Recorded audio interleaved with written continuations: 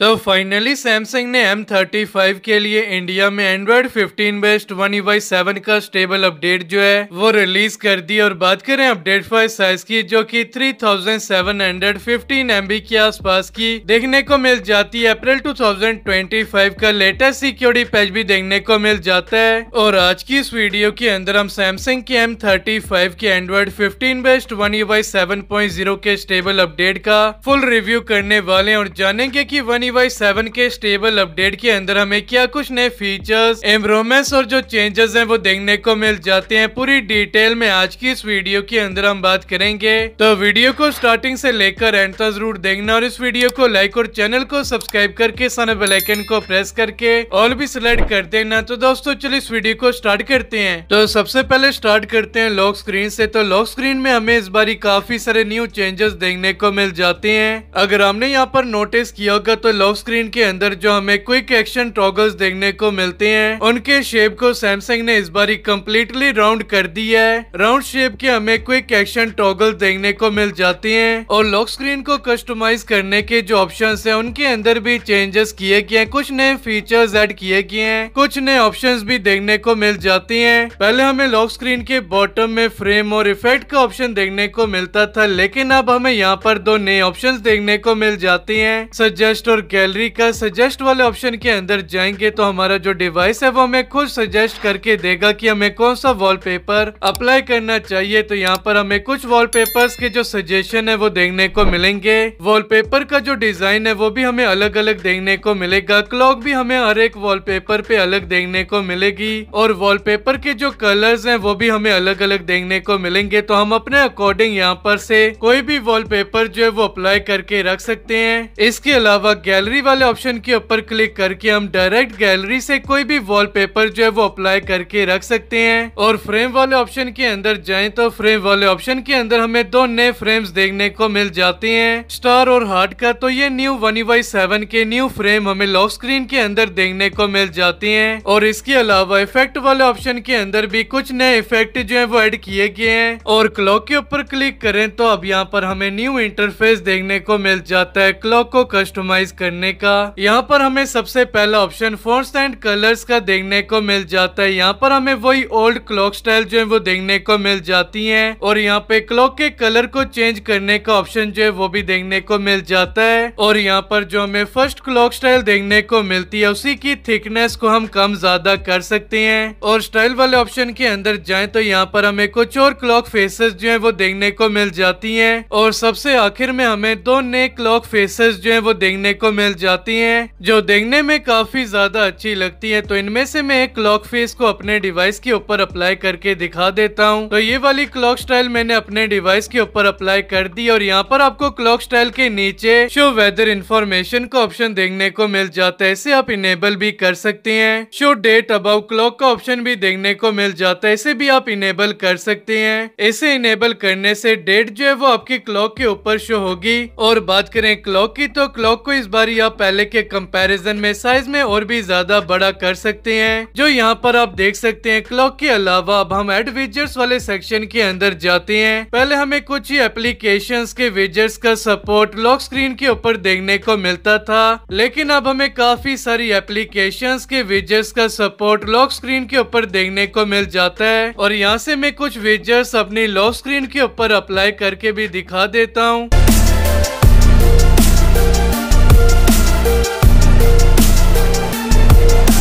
तो ये कुछ विजेट्स मैंने सिलेक्ट किए हैं। आप अपने अकॉर्डिंग कोई सा भी विजेट जो है वो सिलेक्ट करके रख सकते हैं। तो कुछ इस तरह से आप One UI 7 के अंदर अपनी लॉक स्क्रीन को कस्टमाइज कर सकते हैं। तो बात करें होम स्क्रीन की, तो होम स्क्रीन के अंदर इस बारी हमें मेजर चेंजेस देखने को मिल जाते हैं। सैमसंग की स्टॉक एप्लीकेशंस के जो आइकन्स है उन्हें कम्प्लीटली रिडिजाइन कर दिया गया है और काफी कलरफुल एप्लीकेशंस के जो आइकन्स है वो हमें इस बारी देखने को मिल जाते हैं। और काफी सारे न्यू विजेट्स भी भी देखने को मिल जाती हैं। तो सबसे पहले हम विजेट्स वाले ऑप्शन के अंदर चले जाते हैं। तो यहाँ पर हमें सबसे पहले सजेशन में काफी सारे न्यू विजेट्स देखने को मिल जाते हैं। विजेट्स की शेप्स को सैमसंग ने इस बारी काफी ज्यादा रिडिजाइन किया है। इस बारी हमें सैमसंग की सभी एप्लीकेशंस के काफी सारे न्यू विजेट्स देखने को मिल जाते हैं। तो स्टार्ट करते हैं बैटरी के विजेट्स से। तो बैटरी के अंदर हमें इस बारी काफी सारे न्यू विजेट्स देखने को मिल जाते हैं। कैलेंडर के हमें काफी सारे न्यू विजेट्स देखने को मिल जाते हैं अलग अलग शेप और डिजाइन में। कैमरा के न्यू विजेट्स देखने को मिल जाते हैं। क्लॉक के न्यू विजेट्स देखने को मिल जाते हैं। डिवाइस गियर के न्यू विजेट्स देखने को मिल जाते हैं अलग अलग शेप और डिजाइन में। डिजिटल वेलबिंग के काफी सारे न्यू विजेट्स देखने को मिल जाते हैं अलग अलग शेप और डिजाइन में। गैलरी के न्यू विजेट्स देखने को मिल जाते हैं। मोड्स एंड रूटीन्स के न्यू विजेट्स देखने को मिल जाते हैं। नोट्स के न्यू विजेट्स देखने को मिल जाते हैं। रिमाइंडर के न्यू विजेट्स देखने को मिल जाते हैं। वॉइस रिकॉर्डर के विजेट देखने को मिल जाते हैं। वेदर की एप्लीकेशन के न्यू विजेट्स देखने को मिल जाते हैं। तो सैमसंग की स्टॉक एप्लीकेशंस के काफी सारे न्यू विजेट्स अलग अलग शेप और डिजाइन के अंदर देखने को मिल जाती हैं और आप विजेट्स को अपने अकॉर्डिंग अलग अलग शेप और डिजाइन में सिलेक्ट करके रख सकते हैं। तो यहाँ पर मैं आपको कैमरा का एक न्यू विजेट जो है वो अप्लाई करके दिखा देता हूँ। तो यहाँ पर अगर हम विजेट की सेटिंग्स के अंदर जाएं तो यहाँ पर अब आपको काफी सारे न्यू ऑप्शंस देखने को मिल जाते हैं। तो यहाँ पर आपको सबसे पहले शेप का न्यू ऑप्शन देखने को मिल जाता है। यहाँ पर आपको काफी सारी न्यू शेप्स देखने को मिल जाती हैं। टाइटल ऑन विजेट का ऑप्शन देखने को मिल जाता है। स्टार्टिंग मोड का ऑप्शन देखने को मिल जाता है। यहाँ से आप अपने अकॉर्डिंग कोई भी ऑप्शन जो है वो सिलेक्ट करके रख सकते हैं और विजेट बैकग्राउंड का ऑप्शन देखने को मिल जाता है जिसे आप अपने अकॉर्डिंग सिलेक्ट करके रख सकते हैं। सभी सेटिंग्स करने के बाद फिर आप सेव पे क्लिक करके विजेट को सेव कर सकते हैं और इसके अलावा विजेट्स में आपको रिसाइजिंग जो है वो भी काफी अच्छी देखने को मिल जाती है। जिस साइज में आप विजेट को रखना चाहेंगे विजेट जो है उसी साइज को अडेप्ट कर देगा। और इसके अलावा बात करें ऐप स्क्रीन की तो ऐप स्क्रीन के अंदर भी हमें मेजर चेंजेस देखने को मिल जाती हैं। तो सबसे पहले जो सर्च बार हमें टॉप में देखने को मिलता था वो अब हमें बॉटम में देखने को मिल जाता है जिसे अब हम वन हैंड से काफी आसानी से यूज कर सकते हैं। और इसके अलावा हमें सर्च बार पे जो 3 डॉट्स देखने को मिल जाते हैं अगर हम उस पर क्लिक करते हैं और फिर शॉर्ट वाले ऑप्शन के ऊपर क्लिक करते हैं तो अब यहाँ पर आपको अल्फाबेटिक ऑर्डर का एक ऑप्शन देखने को मिल जाता है। और अगर अब हम इसे सिलेक्ट करते हैं तो हमारे सैमसंग के डिवाइस के अंदर भी अब हमें वर्टिकल ऐप ड्रॉवर जो है वो देखने को मिल जाता है। तो अब आप सैमसंग के अंदर भी वर्टिकल ऐप ड्रॉवर को जो है वो यूज कर सकते हैं। और इसके अलावा अगर हम 3 डॉट्स पे क्लिक करके सेटिंग्स के अंदर जाएंगे तो यहाँ पर आपको ऐप साइज का एक नया ऑप्शन जो है वो देखने को मिल जाता है। तो यहाँ पर आपको एक स्लाइडर देखने को मिल जाता है। अगर मैं स्लाइडर को कम करूँ तो एप्लीकेशन के जो आइकन्स हैं वो छोटे हो जाएंगे और अगर मैं स्लाइडर को फुल कर दूं तो एप्लीकेशंस के जो आइकन्स हैं वो बड़े हो जाएंगे।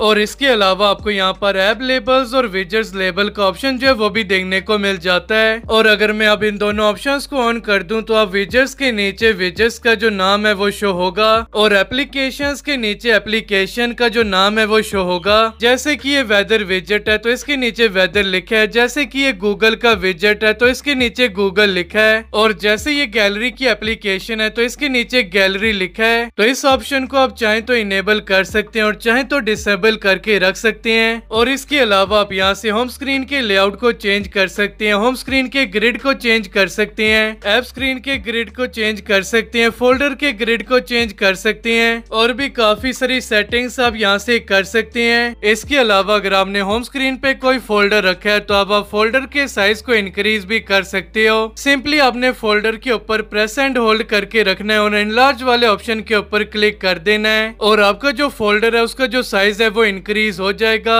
और अब आप फोल्डर को ओपन किए बगैर ही एप्लीकेशन को ओपन क्लोज कर सकते हो। और अगर आप 3 लाइन के ऊपर क्लिक करोगे तो फोल्डर जो है वो फुल साइज में ओपन हो जाएगा। तो इनलार्ज फोल्डर का न्यू फीचर भी देखने को मिल जाता है। तो अब बात करें सेटिंग्स की तो सेटिंग्स के यूआई को सैमसंग ने माइनर सा रिडिजाइन किया है। तो बात करें One UI 7 के सबसे बड़े चेंज की तो वो हमें क्विक पैनल और नोटिफिकेशन पैनल के अंदर देखने को मिल जाता है। नोटिफिकेशन पैनल और क्विक पैनल को सैमसंग ने सेपरेट कर दी है। अगर हम राइट कॉर्नर से स्वाइप करते हैं तो हमें क्विक पैनल देखने को मिलता है और अगर हम लेफ्ट कॉर्नर से स्वाइप करते हैं तो हमें नोटिफिकेशन पैनल देखने को मिलता है। और अगर हम क्विक पैनल से लेफ्ट साइड की तरफ स्वाइप करेंगे तो नोटिफिकेशन पैनल ओपन हो जाएगा। और अगर हम नोटिफिकेशन पैनल से राइट साइड को स्वाइप करेंगे तो क्विक पैनल ओपन हो जाएगा। तो कुछ इस तरह से हम क्विक पैनल और नोटिफिकेशन पैनल के अंदर स्विच कर सकते हैं। और इसके अलावा अगर हम पेंसिल वाले आइकन के ऊपर क्लिक करके पैनल वाले सेटिंग्स के अंदर आ जाएं तो यहाँ पर आपको सेपरेट और टुगेदर का ऑप्शन देखने को मिल जाता है। तो अगर हम टुगेदर वाले ऑप्शन को सिलेक्ट कर दें तो ये One UI 6 की तरह ही नोटिफिकेशन पैनल और क्विक पैनल को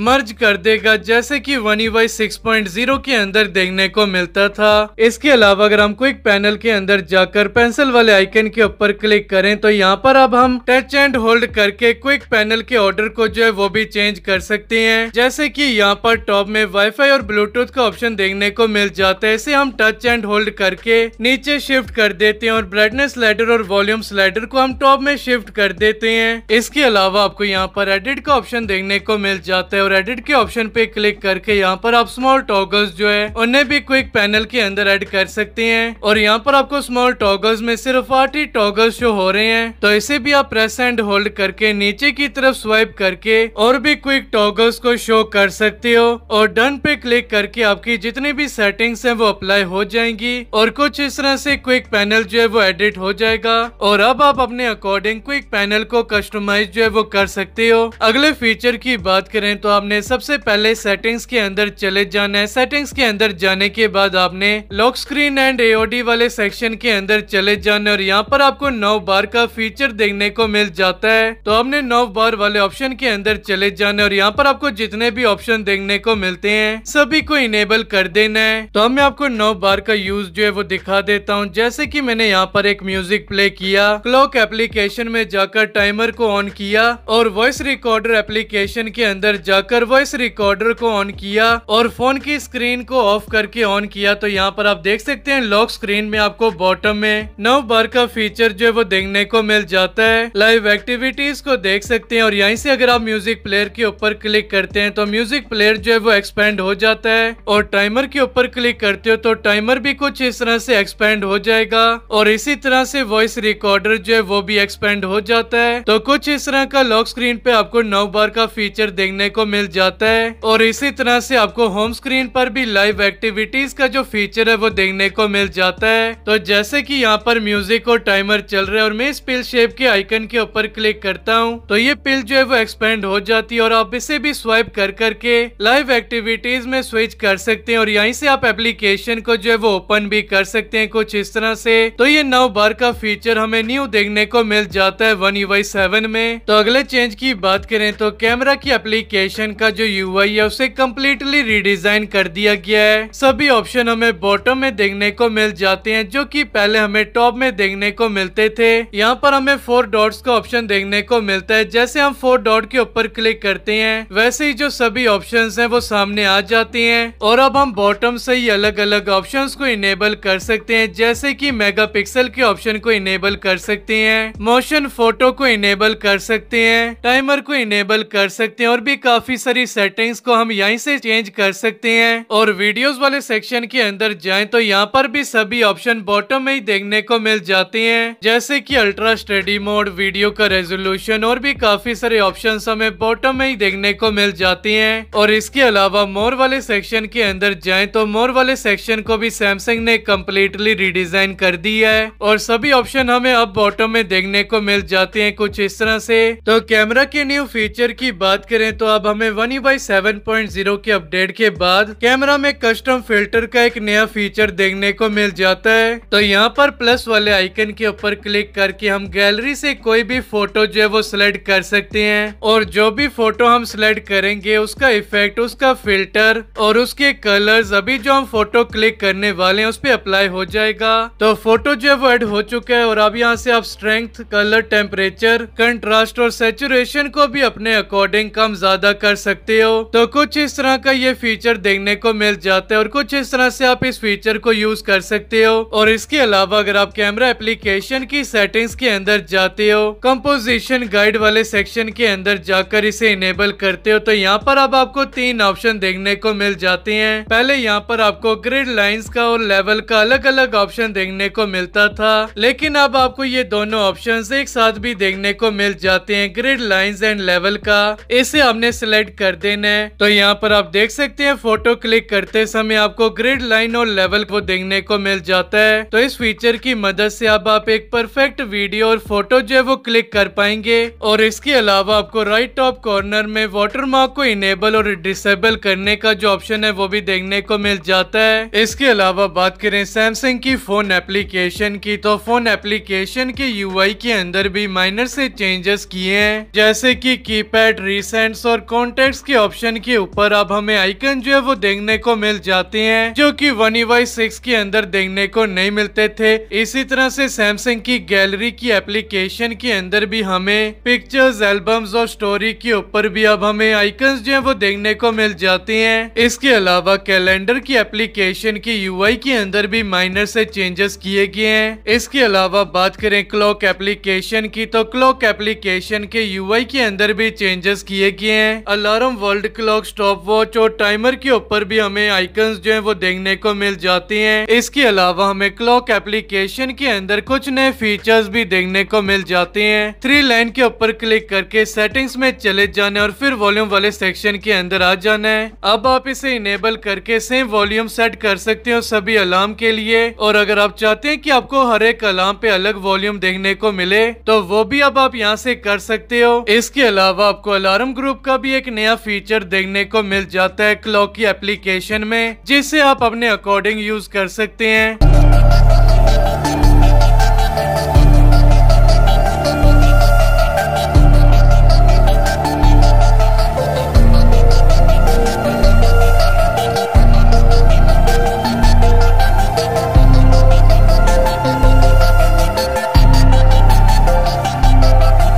और इसके अलावा सैमसंग की माईफाइज एप्लीकेशन का जो यूआई है उसे भी रीडिजाइन कर दिया गया है। पहले यहाँ पर आपको जो कैटेगरीज के ऑप्शन देखने को मिलते थे वो आपको राउंडेड शेप में देखने को मिलते थे, लेकिन अब जो कैटेगरीज के ऑप्शन है ये आपको बॉक्सी शेप में देखने को मिल जाते हैं। और इसके अलावा आपको इंटरनल स्टोरेज और एसडी कार्ड की जो स्टोरेज है वो कितनी थी और कितनी यूज की गई है वो आपको पिल शेप के अंदर देखने को मिल जाती है। इसके अलावा अगर हम सेटिंग्स में जाएं और बैटरी वाले सेक्शन के अंदर चले जाएं तो अब यहाँ पर आपको काफी सारे न्यू फीचर्स जो हैं वो देखने को मिल जाते हैं। तो यहाँ पर आपको पहला फीचर पावर सेविंग का देखने को मिल जाता है, जो कि आपको पहले भी देखने को मिलता था, लेकिन इस फीचर के अंदर सैमसंग ने कुछ चेंजेस किए हैं। जैसे कि पहले आपका डिवाइस पावर सेविंग मोड को इनेबल करने के बाद सिर्फ 60 हर्ट्ज पे ही चलता था, लेकिन अब आपको यहाँ पर ऑप्शन देखने को मिल जाता है कि आपको अपने डिवाइस को 60 हर्ट्ज पे चलाना है या फिर हाई रिफ्रेश रेट पर। तो अगर आप set motion smoothness to standard वाले ऑप्शन को ऑफ करेंगे तो आपका जो डिवाइस है वो हाई रिफ्रेश रेट पर रन करेगा। तो ये नया फीचर हमें देखने को मिल जाता है। तो इसके अलावा अगर आप बैटरी प्रोटेक्शन वाले ऑप्शन को ऑन करोगे तो इसके अंदर भी जो चेंजेस हैं वो किए गए हैं। तो पहले अगर आपने मैक्सिमम वाला ऑप्शन सिलेक्ट करके रखा होगा तो यहाँ पर आपको सिर्फ 80 तक का ही ऑप्शन जो है वो देखने को मिलता था। अब आप 95 तक अपनी बैटरी को जो है वो लिमिट करके रख सकते हो, यानी कि आपका जो डिवाइस है अगर हमने 95% सिलेक्ट करके रखा है तो आपका जो डिवाइस है वो 95% तक की चार्ज होगा और फिर चार्जिंग जो है वो स्टॉप हो जाएगी। तो अब आप यहाँ पर अपने अकॉर्डिंग 80, 85, 90 और 95% तक जो बैटरी को लिमिट है वो कर सकते हैं। और इसके अलावा आपको बैटरी वाले सेक्शन के अंदर ऑटो डिम स्क्रीन का ऑप्शन भी देखने को मिल जाता है। तो ये फीचर पहले देखने को नहीं मिलता था, लेकिन अब हमें जो One UI 7 के अपडेट के साथ ये फीचर जो है वो देखने को मिल जाता है। ये फीचर ऑन होगा, अगर आप इसे ऑफ करोगे तो आपका जो डिवाइस है वो 5% बैटरी होने के बाद भी जो स्क्रीन को जो है वो डिम नहीं करेगा। तो यहाँ से आप अपने अकॉर्डिंग इस फीचर को इनेबल और डिसेबल करके रख सकते हो। अगले फीचर की बात करें तो वो आपको एज पैनल के अंदर देखने को मिल जाता है स्मार्ट सेलेक्ट का। और जैसे कि मैंने यहाँ पर स्मार्ट सेलेक्ट के ऊपर क्लिक किया और यहाँ पर स्क्रीन का कोई एरिया जो है वो सिलेक्ट कर दिया कुछ इस तरह से, तो मैं स्क्रीन के इस एरिया में से टेक्स्ट को एक्सट्रैक्ट कर सकता हूँ। इस एरिया को सेट एज वॉलपेपर भी सिलेक्ट कर सकता हूँ। 3 डॉट्स के ऊपर क्लिक करके इस एरिया का मैं GIF भी क्रिएट कर सकता हूँ। इस एरिया को क्रॉप कर सकता हूँ, पिन कर सकता हूँ, कॉपी कर सकता हूँ, शेयर कर सकता हूँ और डाउनलोड भी कर सकता हूँ। तो ये सारे फीचर हमें स्मार्ट सेलेक्ट वाले फीचर के अंदर देखने को मिल जाते हैं। तो काफी यूजफुल फीचर है स्मार्ट सेलेक्ट का, जो कि हमें One UI 7 के साथ देखने को मिल जाता है। इसके अलावा अगर आप सेटिंग्स में जाएं और सर्च वाले ऑप्शन के ऊपर क्लिक करें तो यहाँ पर आपको सेटिंग्स का जो सर्चिंग का UI है उसे कम्प्लीटली रिडिजाइन कर दिया गया है। यहाँ पर आपको काफी सारे ऑप्शन जो है वो पहले से ही देखने को मिल जाते हैं, जैसे कि वर्स new emergency, performance, battery, night और भी काफी सारे जो ऑप्शंस हैं वो आपको यहाँ पर पहले से ही देखने को मिल जाते हैं। और इसके अलावा अगर आप यहाँ पर कुछ भी सर्च करते हैं, जैसे कि मैंने यहाँ पर एडवांस सर्च किया है, तो एडवांस के रिलेटेड जो ऑप्शंस हैं वो कहाँ पर देखने को मिल जाते हैं, वो सारे ऑप्शन यहाँ पर शो होते हैं। तो ये काफी कमाल का फीचर हमें One UI 7 के साथ देखने को मिल जाता है। इसके अलावा अगर हम एडवांस फीचर वाले सेक्शन के अंदर जाएं तो यहाँ पर हमें काफी सारे नए ऑप्शन जो है वो देखने को मिल जाते हैं। तो यहाँ पर हमें गेम बूस्टर सेटिंग्स के अंदर काफी सारे नए फीचर्स और चेंजेस जो है वो देखने को मिल जाते हैं। तो यहाँ से आप गेम बूस्टर की सेटिंग्स को जो है वो अपने अकॉर्डिंग चेंज कर सकते हैं। काफी सारे नए ऑप्शंस हमें गेम बूस्टर की सेटिंग के अंदर देखने को मिल जाते हैं। इसके अलावा हमें गैलेक्सी अवतार का एक नया फीचर जो है वो भी देखने को मिल जाता है। गैलेक्सी अवतार वाले ऑप्शन के अंदर जाकर आप अपने अकॉर्डिंग जो अवतार है वो क्रिएट कर सकते हैं और गैलेक्सी अवतार को अपने अकॉर्डिंग यूज कर सकते हैं। इसके अलावा कुछ और चेंजेस की बात करें तो रिसेंट एप्लीकेशन का जो UI है उसे कम्प्लीटली रिडिजाइन कर दिया गया है और रिसेंट एप्स की जो स्मूथनेस है उसे भी इम्प्रूव किया गया है। इसके अलावा एप्लीकेशन और विजेट्स की जो ओपनिंग और क्लोजिंग एनिमेशन है उनको भी काफी ज्यादा स्मूथ कर दिया गया है और काफी ज्यादा स्मूथ एनिमेशन हमें UI के अंदर देखने को मिल जाते हैं। और इसके अलावा चार्जिंग के एनिमेशन को जो है वो कम्प्लीटली रिडिजाइन कर दिया गया है। होम स्क्रीन पर हमें कुछ इस तरह का चार्जिंग का एनिमेशन देखने को मिल जाता है और लॉक स्क्रीन पर हमें कुछ इस तरह का 9 बार में चार्जिंग का जो एनिमेशन है वो देखने को मिलता है। चार्जिंग की साउंड को भी चेंज कर दिया गया है और डिवाइस को अनलॉक करते समय अब हमें एक नया एनिमेशन देखने को मिल जाता है। साथ ही में हमें नई साउंड जो है वो भी देखने को मिल जाती है। डिवाइस को ऑफ करने पर भी हमें न्यू साउंड जो है वो देखने को मिलती है। और इसके अलावा वॉल्यूम पैनल का जो UI है उसे भी रिडिजाइन किया गया जो देखने में काफी ज्यादा अच्छा लगता है। नेक्स्ट फीचर की बात करें तो वो सर्कल टू सर्च का देखने को मिल जाता है। One UI 7 के इस टेबल अपडेट के साथ हमें सर्कल टू सर्च का जो फीचर है वो भी देखने को मिल चुका है। इसे इनेबल करने के लिए आपने सेटिंग्स में चले जाना है। सेटिंग्स में जाने के बाद आपने डिस्प्ले में चले जाना है और फिर नेविगेशन बार वाले सेक्शन के अंदर चले जाना है। तो यहाँ पर आपको सर्कल टू सर्च का ऑप्शन देखने को मिल जाएगा। तो इसे आप यहाँ से इनेबल और डिसेबल जो है वो कर सकते हो। और सर्कल टू सर्च वाले फीचर को यूज करने के लिए आपने होम बटन या फिर होम जेस्चर को प्रेस एंड होल्ड करके रखना है और फिर सर्कल टू सर्च जो है वो इनेबल हो जाएगा। और फिर हमने जो भी सर्च करना है उसके अराउंड हमने कुछ इस तरह से सर्कल क्रिएट कर देना है और फिर उसके रिलेटेड जो इन्फॉर्मेशन होगी वो आपको कुछ इस तरह से शो होने लगेगी। तो अभी कुछ इस तरह से सर्कल टू सर्च वाले फीचर को इनेबल करके यूज कर सकते हैं। और ये सभी फीचर्स इम्प्रूवमेंट्स और जो चेंजेस हैं One UI 7.0 के अंदर देखने को मिल जाते हैं। तो अगर आप सैमसंग के M35 डिवाइस यूज करते हैं और चाहते हैं One UI 7 के स्टेबल अपडेट को करना तो आप इस अपडेट को कर सकते हैं। तो आज की इस वीडियो में बस इतना ही। अगर आपको ये वीडियो अच्छी लगी तो वीडियो को लाइक, चैनल को सब्सक्राइब करके सारे बेल आइकन को प्रेस करके ऑल भी सिलेक्ट कर देना। तो दोस्तों आज की इस वीडियो में बस इतना ही। मिलते हैं नेक्स्ट वीडियो में।